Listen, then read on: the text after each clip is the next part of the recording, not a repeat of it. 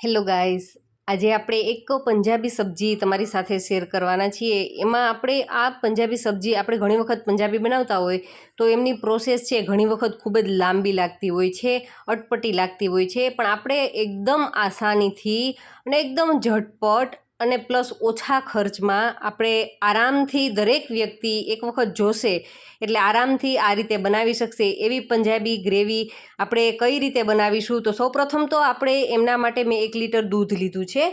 હવે દૂધ છે એ તમે કોઈ પણ લઈ શકો છો. અત્યારે મારી પાસે ગરમ કરેલું દૂધ હતું તો હું એ દૂધને મલાઈ સાથે લઈશ. તો મલાઈ પહેલાં મેં શું કર્યું છે, એમાં બ્લેન્ડર મારી દીધું છે જેથી કરી એમની જે મલાઈ છે એ દૂધ સાથે સારી રીતે ભળી જાય. અને તમારી પાસે જો કાચું સીધું તાજું આવેલું દૂધ હોય તો બેસ્ટ, એ પણ તમે આરામથી લઈ શકો છો. અને હવે મેં એમની અંદર જુઓ ખાંડ એડ કરી, નિમક એડ કર્યું, થોડી એવી હળદર એડ કરી. તો તમે વિચારતા હશો કે આ શું બનાવે છે આજે.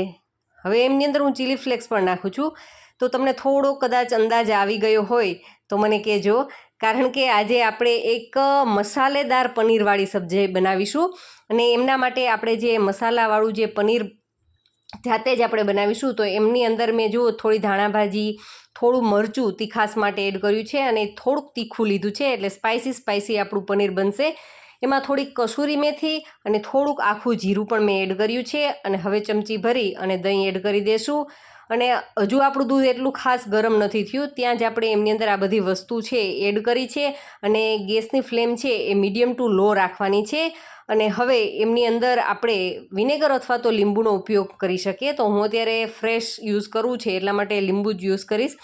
તો બસ 1 લીંબુનો રસ છે આ રીતે એડ કરી દેવાનો છે. અને સારી રીતે આપણે 2 મિનિટ માટે એમને ઉકાળીશું.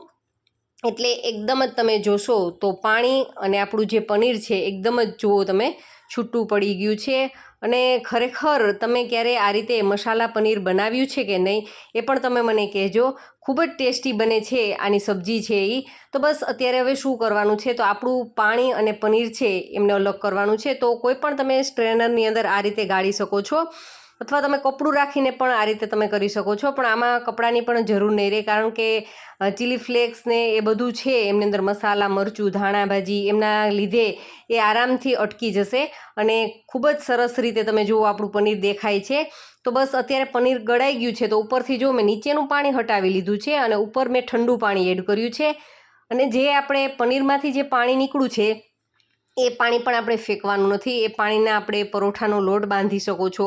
મારે અત્યારે ભાખરી બનાવી હતી તો મેં એમનાથી ભાખરીનો લોટ બનાવ્યો તો ખરેખર ખૂબ જ ટેસ્ટી એમની ભાખરી છે તૈયાર થઈ છે. અને હવે જુઓ મેં પનીરને એક કપડાની અંદર લઈ લીધું છે, નીચે બાઉલ છે અને ઉપરથી વજન રાખી અને ફ્રીઝરની અંદર 1 કલાક માટે રાખી દીધું છે. અને હવે લીધી છે એક મિક્સી જાર. અને મિક્સી જારની અંદર મેં મોટી સાઇઝના 2 ટમેટાં, 8 થી 10 નંગ લસણની કળીઓ લીધી છે, 1 તીખું મરચું લીધું છે અને આ 10 થી 12 નંગ જેટલા પલાળેલા કાજુ લીધા છે. મેં 15 મિનિટ માટે પલાળી દીધા છે. જો તમને યાદ ન આવે પલાળવાનું તો તમે ગરમ પાણીની અંદર રાખશો તો 2 મિનિટની અંદર એકદમ પોચા એવા કાજુ થઈ જશે. અને આ પાણી થોડું છે એ પણ એડ કરી દેશું. અને સારી રીતે આપણે મિક્સીને ચલાવીએ એની પહેલાં આપણે એમની અંદર કાશ્મીરી લાલ મરચું એડ કરી દઈએ. એમના કારણે ગ્રેવીનો કલર છે ખૂબ જ સરસ એકદમ બજાર જેવો આવશે. અને થોડુંક ધાણા જીરું એડ કરી દઈએ. તો બસ હવે આપણે એમની ફાઇન ગ્રેવી કરવાની છે. તો એકદમ ફાઇન ગ્રેવી જુઓ, ખૂબ જ સરસ ગ્રેવીનો કલર પણ તમે જોઈ શકો છો. તો આપણી ગ્રેવી તૈયાર થઈ ચૂકી છે અને પનીરને પણ લગભગ 1.5 કલાક જેટલો સમય થઈ ચૂક્યો છે. અને તમે જુઓ ખૂબ જ સરસ એકદમ કલરફુલ પનીર દેખાય છે. કદાચ તમે આમને થોડુંક માખણ મૂકી અને આમના પીસીસ કરી અને માખણની અંદર તમે સાતડી અને એમનેમ જ ખાશો તો પણ ખૂબ જ ટેસ્ટી લાગશે.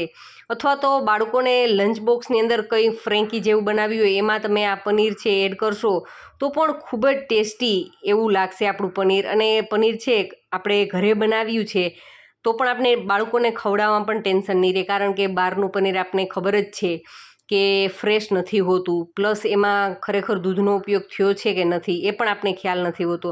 તો આપણી નજર સામે અને આપણે જાતે બનાવેલું પનીર છે એકદમ સરસ રેડી થઈ ચૂક્યું છે. તમે જુઓ એમના પીસીસ પણ ખૂબ જ સરસ દેખાય છે. તો બસ હવે આપણે તૈયારી કરીએ શાકની. તો એમના માટે મેં 2 ચમચી જેટલું તેલ ગરમ થવા માટે રાખ્યું છે. અને તેલની અંદર આપણે 1 ચમચી જેટલું માખણ એડ કરી દઈએ. માખણ અને તેલ બંને એકસાથે એડ કરવાનું કારણ એ જ છે કે માખણ છે એ બળશે નહીં અને શાક છે એકદમ ટેસ્ટી બનશે. તો બસ આપણે હળવું એવું, તેલ તો સારું ગરમ થયું છે પણ માખણને હળવું એવું ગરમ કરવાનું છે. અને બસ એ બેઝ ઉપર આપણે એક મોટી સાઇઝની ડુંગળી છે આ રીતે ઝીણી ઝીણી ચોપ કરી અને લીધી છે અને આપણે એમને કૂક કરવાની છે. તો લગભગ 1 થી 2 મિનિટ માટે આ રીતે આપણે સાતળીએ અને એમની અંદર આપણે આદુ અને મરચાંની પેસ્ટ લીધી છે.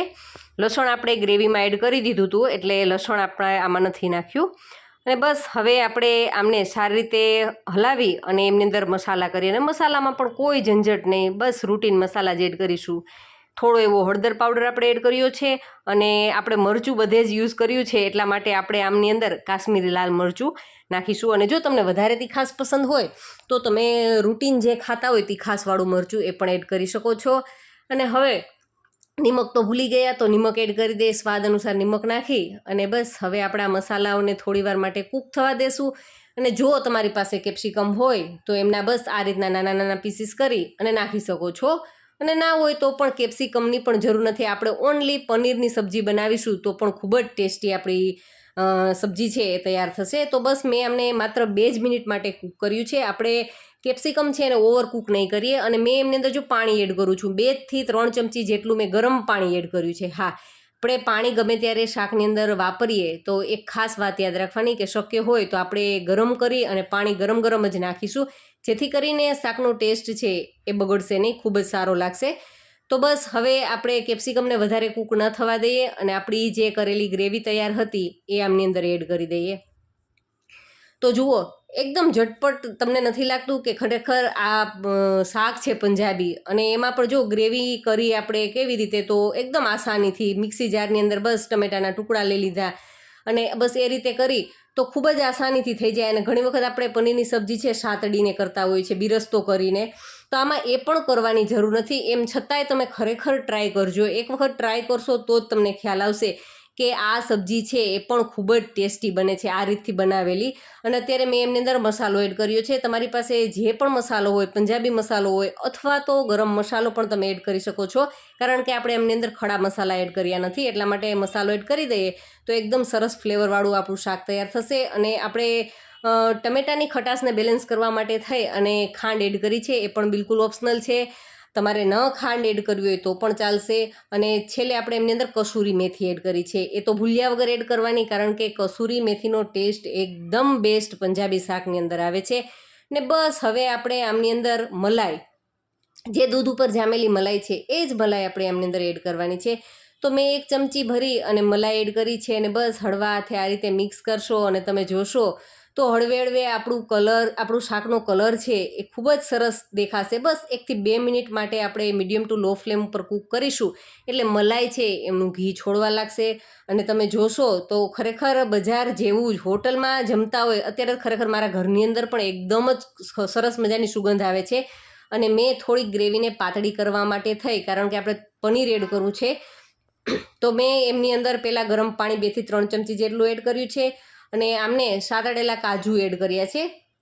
અને બસ હવે આપણે પનીર એડ કરી દઈએ.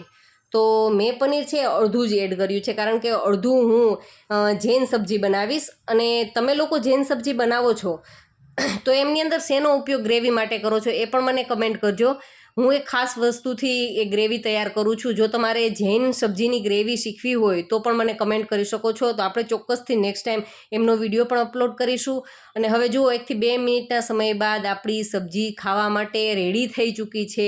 જોતાં જ ખાવાની ઈચ્છા થઈ જાય એવી ચટાકેદાર આપણી પનીરની સબ્જી છે. અને પનીર પણ આપણે ઘરે બનાવેલું, ટોટલી આપણું ઓછા ખર્ચવાળી સબ્જી કહી શકાય એવું આપણું સરસ મજાનું પંજાબી શાક છે એ તૈયાર થઈ ચૂક્યું છે. તો મિત્રો, તમને જો મારા વિડીયો ગમતા હોય તો પ્લીઝ વિડીયોને લાઇક જરૂરથી કરજો અને ચેનલને હજુ સુધી સબસ્ક્રાઈબ ન કરી હોય તો પ્લીઝ ચેનલને પણ જરૂરથી સબસ્ક્રાઈબ કરી લેજો. અને જો તમને મારા વિડીયો ગમતા જ હોય તો તમારા ફ્રેન્ડ્સ અને ફેમિલી જોડે શેર પણ કરતા રહેજો. અને આવા અવનવા વિડીયો શીખવા માટે તમે નીચે આવતા બેલ આઇકનને પણ જરૂરથી પ્રેસ કરી લેજો. Thank you for watching this.